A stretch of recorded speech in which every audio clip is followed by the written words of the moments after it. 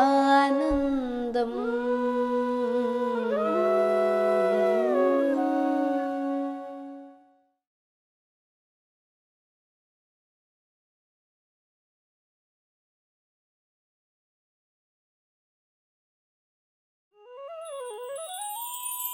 माँ कहती है, शून्यता एक अनंत उपस्थिति इसीलिए है क्योंकि इस शून्यता का कोई केंद्र बिंदु नहीं है।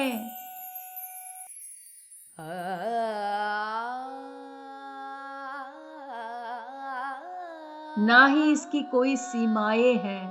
अगर किसी की सीमाएं हो तो उसका अंत वो सीमा ही होता है दोस्तों। ब्रह्मानन्दम्।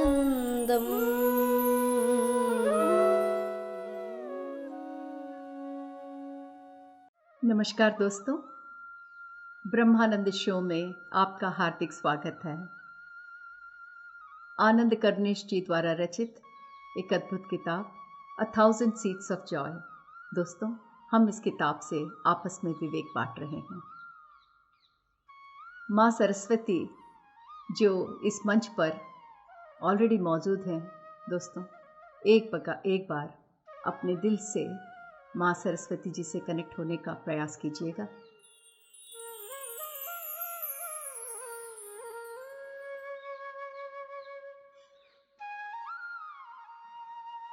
माँ सरस्वती हमें पहले अध्याय में, जिसका नाम है शून्यता एक अनंत उपस्थिति, इस अध्याय में हमें विवरण रूप से, विस्तार रूप से ये बता रही हैं कि इस समय पर पृथ्वी पर वो हमारे साथ कई देवियों के साथ एक महान घेरा बनाए हुए इस पृथ्वी के चारों ओर उपस्थित हैं। और इस समय पर इस पृथ्वी में और इस पृथ्वी पर हमारे साथ रहने का उनका जो मुख्य उद्देश्य है वो उसका विवरण हमें दे रही हैं दोस्तों।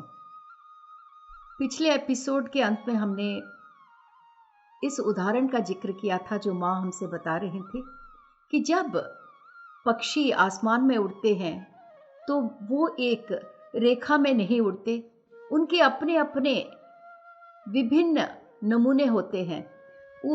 जब वो उड़ते हुए आसमान में नजर आते हैं तो कभी वी शेप में, कभी वाई शेप में, एक्स शेप में, तो उनका कोई एक नमूना, एक पैटर्न नहीं होता। इसके बावजूद भी वो अपने गंतव्य तक भली भांति पहुंच जाते हैं। तो इस बात का माँ विवरण देते हुए कारण बताती है कि भले ही वो किसी भी नमूने में उड़ रहे हों, अंत में गंतव्य तक इसलिए पहुंचते हैं क्योंकि वो पक्षी एक शून्यता के स्तर से अपना जीवन व्यतीत करते हैं। जब उस शून्यता के स्तर से वो जीवन व्यतीत करते हैं तो उड़ते वक्त हर पल उस हवा के प्रवाह में अपने आप को समर्पण करते हैं। दोस्तों, ये जो वाक्य हमसे माँ ने बांटा है, शेयर किया है, एक अद्भुत वाक्य है दोस्तों। पक्षियों का उदाहरण देते हुए माँ हमें उस शून्यता और समर्पण, ये जो दो शब्द है, ये शब्द नहीं है दोस्तों, ये तो भंडार है। इस शब्द कोशों की तरह हमारा ध्यान खींच रही हैं। तो यहाँ से इन दो शब्दों का जिक्र होता है दोस्तों। चलिए, माँ जो उदाहरण हमें दे रही है एक बार फिर से उसे समझें। ये जो पक्षी के समूह जो आकाश में उड़ते हुए हमें नजर आते हैं, जिनका कोई एक फिक्स्ड नमूना नहीं होता, ऐसा लगता है कि उनके मन में जैसा भी उठे वो ऐसा उड़ने लगते हैं, भले ही वो समूह में उड़ते हों, पर वे सब गंतव्य तक पहुंच जाते हैं क्योंकि वो एक शून्यता के स्तर से उड़ रहे हैं। इसका मतलब ये है कि दोस्तों, उनके पास हमारे जैसा विचलित मन नहीं है। शून्यता वही होता है जहां विचलन नहीं होता दोस्तों, जिसे हम अंग्रेजी में रेस्टलेसनेस कहते हैं। वहां पर कोई रेस्टलेसनेस नहीं है दोस्तों, क्योंकि वहां कोई सोच नहीं है। जिस मन में कोई सोच नहीं होता कोई भावोद्वेग, इमोशंस नहीं होते, वो मन शांत झील की तरह होता है दोस्तों। और ऐसे शांत झील ही शून्यता के स्तर पर हो सकते हैं। तो ये पक्षी जब शून्यता के स्तर पर होते हैं तो आगे कैसे बढ़ते हैं? हवा का जो भी प्रवाह उस पल मौजूद है, ये अपने आप को उसमें समर्पित कर देते हैं कि हवा जिस तरह बह रही है वो उस तरह बहते हैं, उस तरह उड़ते हैं। तो हमें ये लगता होगा कि इनका गंतव्य इस तरफ है, हवा इधर चल रही है, तो वो तो इधर उड़ेंगे, फिर गंतव्य कैसे पहुंचेंगे? इसलिए पहुंचेंगे क्योंकि उन्हें विश्वास है कि जिस हवा के प्रवाह के साथ उन्होंने अपने आप को सौंप दिया है, अपने आप को समर्पण कर दिया है, वो हवा घूमते हुए उन्हें अपने गंतव्य तक ले जाएगी, अवश्य ले जाएगी। इसे कहते हैं ट्रस्ट, इसे कहते हैं फेथ, इसे कहते हैं विश्वास मेरे दोस्तों, जो आज हमारे मानवता में सिर्फ नाम के लिए रह गई है। हम किसी पे विश्वास नहीं करते दोस्तों, हम अपने आप पर ही विश्वास नहीं करते। तो इन पक्षियों का उदाहरण जब हम देखते हैं कि बहते हुए हवा के प्रवाह में इन्होंने अपने आप को समर्पण कर दिया, कितनी बड़ी बात है दोस्तों। आज एक परिवार में एक पति पत्नी पर संपूर्ण विश्वास या भरोसा नहीं कर पाता, ऐसी स्थिति में ये पक्षी अपने आप को हवा पर विश्वास करते हुए अपने आप को समर्पण करते हैं। ऐसा वो ही कर सकता है दोस्तों जो शून्यता के स्तर से अपना जीवन व्यतीत करता है। तो माँ ने एक अद्भुत बात हमारे सामने लाकर रख दी।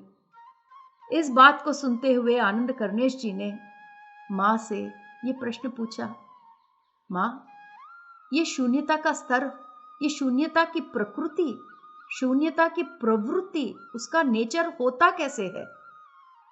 कि माँ ने इतनी बड़ी बात कह दी कि जो पक्षी आकाश में उड़ रहे हैं वो एक शून्यता के स्तर से जीवित रहते हैं, वहां से उनका काम चलता है। तो हम सबके मन में यही प्रश्न उठता है। इस किताब की खूबी यह है दोस्तों, जो भी प्रश्न आपके मन में उठेगा आप देखेंगे, आप पाएंगे कि आनंद कर्णेश जी हम सब की तरफ से माँ से वो प्रश्न पूछते जाएंगे। तो यहाँ पर हम सब की तरफ से आनंद कर्णेश जी माँ से ये पूछते हैं कि माँ, उस शून्यता की प्रवृत्ति क्या है, उसकी प्रकृति क्या है, उसका स्वभाव क्या है? क्योंकि शून्यता शब्द हम सब जानते हैं दोस्तों, पर शून्यता को संपूर्ण रूप से शायद ही हम कोई समझ पाते होंगे। तो चलिए देखते हैं माँ क्या बताती है, इसकी परिभाषा क्या देती है माँ। तो यहाँ पर माँ एक ही वाक्य में एक अद्भुत परिभाषा हमारे सामने लेके आती है। कहती है, बेटा, इस शून्यता की मूल प्रकृति, आनंद कर्णेश जी ने सिर्फ उसकी प्रकृति, उसका स्वभाव पूछा। माँ सीधा कई लेवल्स आगे पहुंच गई, कह रही है, बेटा, इसका जो मूल स्वभाव है, इसकी जो मूल प्रकृति है, मूल प्रवृत्ति है इस शून्यता की, वो अनंत उपस्थिति है।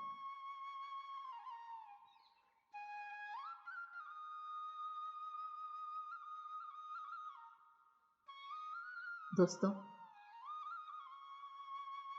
इस वाक्य को कहते हुए मेरे शरीर की ऊर्जा इतनी बढ़ जाती है, इसके प्रकंपन। आप सब इस वाक्य से जुड़ने की कोशिश कीजिए। माँ के मुख से इतना अद्भुत वाक्य जो निकला है,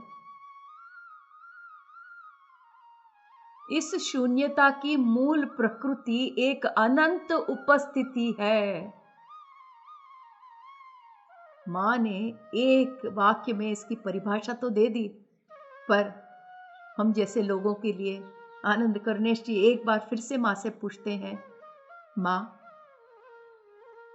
शून्यता एक अनंत उपस्थिति कैसे हो सकती है? क्योंकि जहां शून्यता है दोस्तों, वहां कुछ नहीं होता, पर यहां माँ कह रही है कि शून्यता एक अनंत उपस्थिति है। तो आनंद कर्णेश जी ने ये प्रश्न माँ से किया कि माँ, कृपया हमें थोड़ा और विवरण दो, आपने तो हमें और भी ज्यादा संदिग्ध में डाल दिया है। तो आइए दोस्तों, हमारे माँ के मुख से हम सुने कि शून्यता एक अनंत उपस्थिति कैसे हो सकती है। माँ कहती है,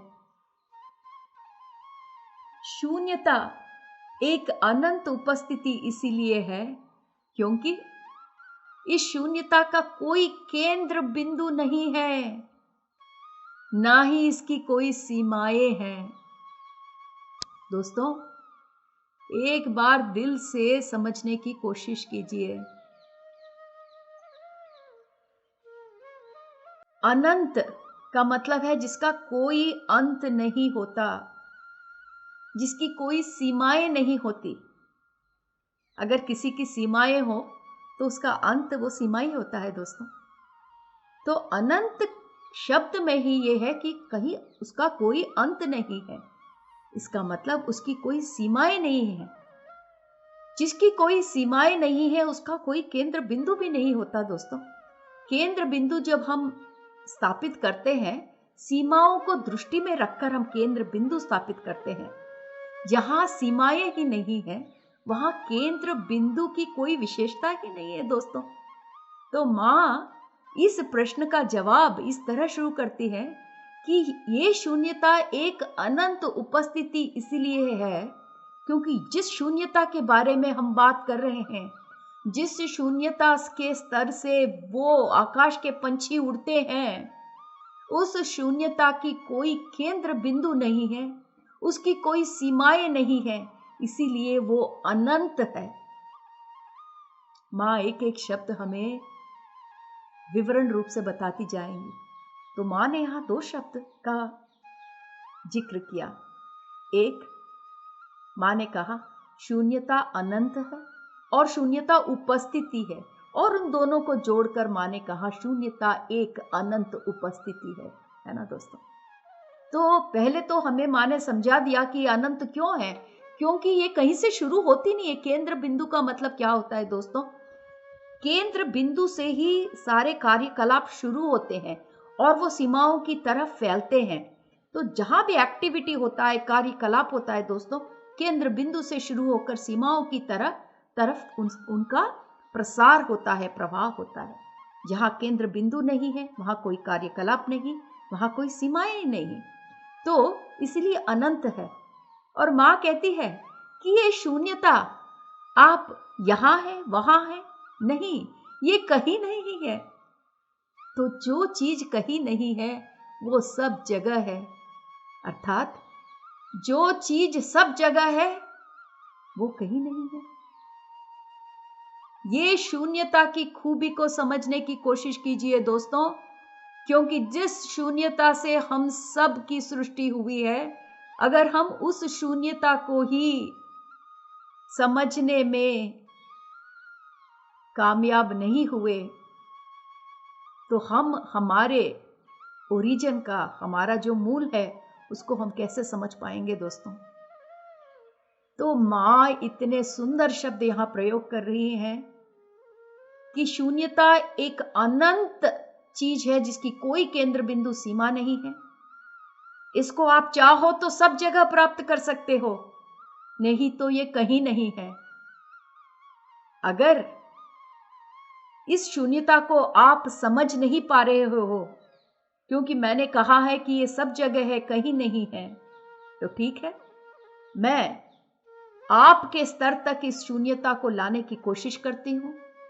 तो जिस अनंत शून्यता की मैं बात कर रही हूं, जो सब जगह है और कहीं नहीं है, अगर मैंने इस अनंत शून्यता को एक सीमित शून्यता के रूप में आप लोगों के सामने लाने की कोशिश की, तो ये एक सोच के रूप में आपके सामने आएगी। और वो सोच क्या है, वो सोच कैसा लगेगा? वो सोच एक खाली टोकरे के जैसे है दोस्तों। ये शब्द सिर्फ सुनकर काफी नहीं है, क्योंकि सुनने से, सिर्फ शब्द सुनने से और भी प्रश्न उठते हैं। तो जहां जहां हम शब्द सुन रहे हैं दोस्तों, हम उसको विस्तार से समझने की कोशिश करेंगे। पहले माँ ने कहा कि ये शून्यता का कोई अंत, कोई सीमा नहीं है, पर जिसका कोई अंत नहीं है वो हम मनुष्य समझने में काबिलियत नहीं होते दोस्तों। तो हमारे समझ के स्तर पर लाने के लिए माँ कह रही हैं कि जब मैं इस शून्यता को एक सीमित रूप से, एक सीमित शून्यता के रूप में अगर मैं आपके सामने लेके आऊं, तो वो क्या होगा? वो एक सोच होगा। और वो कैसा सोच? कि आपकी सोच उस सीमित शून्यता को एक टोकरे में देखेंगे, और उस टोकरे के अंदर क्या होगा? कुछ नहीं। तो टोकरा क्या है? उसके अंदर कुछ नहीं क्या है दोस्तों? ये जो सीमित शून्यता माँ हमारे सामने लेके आ रही है, वो सीमा जो एस्टैब्लिश हो रहा है वही हमारा टोकरा है दोस्तों। ये जो बास्केट है, ये टोकरा अगर हमारी सीमा है, टोकरे के अंदर जो कुछ नहीं है वही शून्यता है दोस्तों। तो शून्यता क्या है आपको समझाने के लिए माँ इसे टोकरे में लेके आई हमारे सामने। क्योंकि जैसे ही हम एक बास्केट, एक टोकरा कहते हैं, तो हमारे मन को समझ में आ जाता है, अच्छा एक टोकरा है मेरे सामने, पर उसके अंदर क्या है? कुछ नहीं, वही शून्यता है। अब आप इस टोकरे को विस्तार करते जाइए, टोकरा बड़ा होता चला गया, इसके अंदर की शून्यता बड़ी होती चली गई, और विस्तार होते होते अगर आप किसी दिन इस टोकरे को अदृश्य कर पाए दोस्तों, तब हमारे मन में ये असीमित शून्यता क्या है हम समझ पाएंगे। तो माँ ने ये सुंदर उदाहरण हमारे सामने इसलिए लाया ताकि हम इस शून्यता का सीमित रूप समझ सके, क्योंकि हम सिर्फ सीमाओं द्वारा बंधित वास्तविकता ही समझ पाते हैं। तो माँ कह रही है, जिस शून्यता के बारे में यहां पर मैं जिक्र कर रही हूं, वो शून्यता जितने भी चीजें आप जानते हो उन सब से रहित है। अब कैसे समझे दोस्तों इसे? माँ ने इतने बखूबी कह दिया है कि ठीक है, मैंने कहा कि एक सीमित शून्यता को मैं आपको दिखाती हूं, तो जैसे ही मैंने सीमित कहा तो मैंने टोकरा दिखा दिया, वो तो आप समझ गए। सीमित शून्यता में सीमित शब्द आप समझ गए क्योंकि टोकरे का उदाहरण था, पर शून्यता जो मैंने उस टोकरे के अंदर डाला वो आप नहीं समझ पा रहे हैं, क्योंकि जिस शून्यता के बारे में मैं यहां बता रही हूं, वो शून्यता उन सब चीजों से रहित है जो आप जानते हो। तो अगर वो शून्यता उन सब चीजों से, उन सब वास्तविकताओं से जिसे हम में परिचित है, अगर वो उससे रहित है, तो फिर हम उसके साथ कैसे संबंध जोड़ पाएंगे दोस्तों? क्योंकि हम मानवों की आदत है कि जब हमारे सामने कोई भी नई चीजें लेकर कोई आता है, तो हम उसे समझने के लिए एक ऐसी चीज का उपयोग करते हैं जिसकी जानकारी हमें हो। जैसे मैंने आपके सामने एक नए मिठाई का जिक्र किया, मैंने बोला मैंने एक आज नई कलाई बनाई है, तो आप कहेंगे कलाई क्या होती है? मैंने तो कभी सुना नहीं। अरे कलाई बहुत टेस्टी होती है। तो वो कहेगा टेस्टी तो होती है, पर कैसी होती है? कैसी होती है? मलाई जैसी होती है। तो तुरंत आपके दिमाग में एक मलाई का दृश्य आ जाता है। आपके जिह्वा पर, आपके जीभ पर मलाई की टेस्ट, उसकी रुचि आप प्राप्त करने लगते हैं। आपके नासिकों में, नाक के द्वारा आप ऑलरेडी मलाई का सुगंध आपके नाक में आने लगता है। वो इसलिए दोस्तों क्योंकि मलाई की दुनिया को आप जानते हो, और जो कलाई मिठाई मैं आपके सामने उसके बात कर रही हूं, आप अब उस रेफरेंस पॉइंट से, उस पॉइंट से जहां आप पूरी जानकारी रखते हो, वहां से अब आप ये जो शब्द है जिसके बारे में नहीं जानते हो, आप उस तरफ बढ़ने की कोशिश कर रहे हो। हम लोग इसी प्रकार चीजों की जानकारी रखते हैं, सीखते हैं दोस्तों। कोई भी चीज सीखने के लिए उसका रेफरेंस पॉइंट एक ऐसा होता है जो हम जानते हैं। अब माँ ने यहां पे बहुत बड़ी बात कह दी कि शून्यता को मैं किस शब्द से परिचय कराऊं, क्योंकि ये जो शून्यता है वो आप जितने भी शब्द जानते हो, जितने भी वास्तविकता का परिचय आपको है, उन सबसे रहित है। मतलब उनसे शून्यता का कोई संबंध ही नहीं है। तो एक बात तो जाहिर है दोस्तों, इस शून्यता को समझने के लिए हम अपने शब्दकोश से कोई शब्द का प्रयोग तो कर ही नहीं सकते, क्योंकि हम जो भी शब्द लेके आएंगे शून्यता उससे रहित होगी। कितना सुंदर विवरण है मेरे दोस्तों। दोस्तों, ये एक ऐसा विवेक है जो संपूर्ण वेद पठन करने के बाद, उपनिषद, ब्रह्मसूत्र पढ़ने के बाद किसी की सहायता से हमें समझ में शायद ही आ सकती है। बहुत ही ज्ञान विज्ञान की जरूरत है। ऐसे अद्भुत विवेक को मां ने सरल शब्दों में इस किताब के जरिए हमारे सामने लाकर रख दी। दोस्तों, हम कितने धन्य हैं जिस चीज को ज्ञात करने के लिए कई सदियां तपस्या में योगी व्यतीत करते हैं। ऐसा वेदांत, ऐसा विज्ञान मां हमें इतने सरल शब्दों में हमारे सामने लेके आ रही है। यहां पर मां कहती है कि आपके जो सारे विचार हैं, हर विचार के साथ दोस्तों एक मनोभावना उत्पन्न होती है। आप ही सोच लीजिएगा, आपने किसी के बारे में सोचा, अपनी मां के बारे में सोचा, दिल में तुरंत एक सुकून आता है। तो आपका मनोभाव एक सुकून वाला मनोभाव हुआ। आपने किसी ऐसे व्यक्ति के बारे में सोचा जो आपको पसंद नहीं है, तुरंत आपको एक घृणा का अनुभव होगा। तो हमारे मन में जो भी विचार आता है उसके साथ एक मनोभावना उत्पन्न होती है। तो मां कहती है कि मैं यहां पर 3 जोड़ों का विवरण करती हूं। एक जोड़ा है आपके सोच और उसके साथ उत्पन्न हुए मनोभावनाएं। दूसरा पदार्थ और ऊर्जा, यानी कि जहां भी कोई पदार्थ है दोस्तों, कोई भी भौतिक पदार्थ आप देख लें, उस पदार्थ जो दृश्य प्रपंच में, हम दृश्य विश्व में हम जो पदार्थ देखते हैं उसके पीछे की ऊर्जा, तो पदार्थ ऊर्जा। और तीसरा जो जोड़ा मां देती है यहां पर, कहती है टाइम स्पेस, समय और स्थल। दोस्तों, मैं ये तीनों जोड़ों के बारे में एक वाक्य से थोड़ा आपको परिचय करा दूं, फिर हम आगे बढ़ते हैं। तो जैसा कि मैंने पहला कहा, पहला जोड़ा था सोच, या मतलब एक विचार और उसके साथ उत्पन्न हुआ मनोभाव। दूसरा पदार्थ और उसके पीछे का मूल ऊर्जा, ऊर्जा के बिना कोई पदार्थ हमें दिखेगा ही नहीं, उसका अस्तित्व नहीं है। और तीसरा समय और स्थल, टाइम स्पेस क्या है दोस्तों?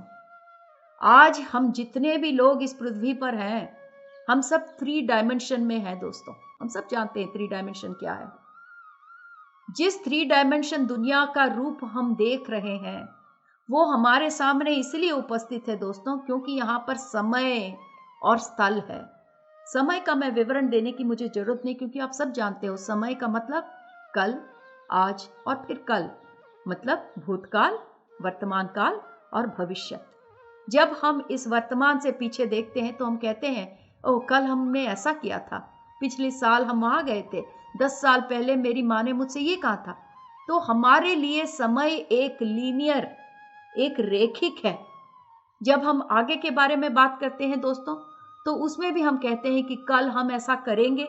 तो हमारे लिए ये एक समय एक रेखा है। कल से आज तक पहुंचने में समय लगता है, वही हमारा समय है। जहां समय होता है वहां स्थल होता है दोस्तों।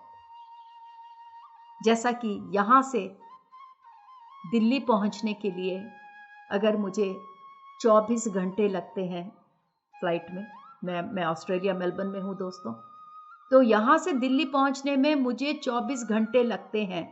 24 घंटे इसलिए लगते हैं क्योंकि यहां से दिल्ली तक दूरी है, और दूरी को ही स्थल कहते हैं दोस्तों। अगर स्थल ही नहीं है तो दिल्ली और मेलबर्न दोनों एक ही जगह पर रहेगा। जहां स्थल नहीं है आप यही समझने की कोशिश करिए दोस्तों, समय और स्थल का कॉन्सेप्ट थोड़ा कॉम्प्लिकेटेड होता है। तो समय और स्थल को हमें संपूर्ण रूप से समझना पड़ेगा, क्योंकि हम इस 3 डायमेंशन दुनिया में जहाँ रहते हैं, वहाँ जो भी खेल हो रहा है समय और स्थल के स्तर पर हो रहा है दोस्तों। तो जैसा कि मैंने कहा, यहाँ से दिल्ली जाने का अगर हम उदाहरण के लिए ले लें कि 30,000 किलोमीटर है, अगर वो 30,000 किलोमीटर घटकर 20,000 हो जाता है, तो यहाँ से दिल्ली जाने के लिए मुझे 24 घंटों की ज़रूरत नहीं है, मैं 12 घंटे में ही पहुँच जाऊँगी। अगर स्थल दूरी यहाँ से दिल्ली की मैं और थोड़ा कम कर पाऊँ, अब मैं उसको 1,000 किलोमीटर तक लेके आऊँ, तो दोस्तों मैं दिल्ली 2 घंटे में पहुँच सकती हूँ। अगर मैंने उसे और कम करने की कोशिश की 200 किलोमीटर, तो मैं मेलबर्न से दिल्ली आधे घंटे में पहुँच सकती हूँ। अगर मैं ये स्थल कम करती चली गई दोस्तों और एक ऐसे पॉइंट पर पहुँच गए जहाँ मेलबर्न और दिल्ली की दूरी आधी किलोमीटर या कोई किलोमीटर ही नहीं है दोस्तों, तो मेलबर्न से दिल्ली पहुंचने के लिए कोई समय ही नहीं लगेगा। जहां स्थल नहीं है दोस्तों, वहां समय नहीं होता। जहां समय नहीं होता, वहां स्थल नहीं होता। ये हमारे 3 डायमेंशन वर्ल्ड में, इस भौतिकता में ही समय और स्थल है दोस्तों।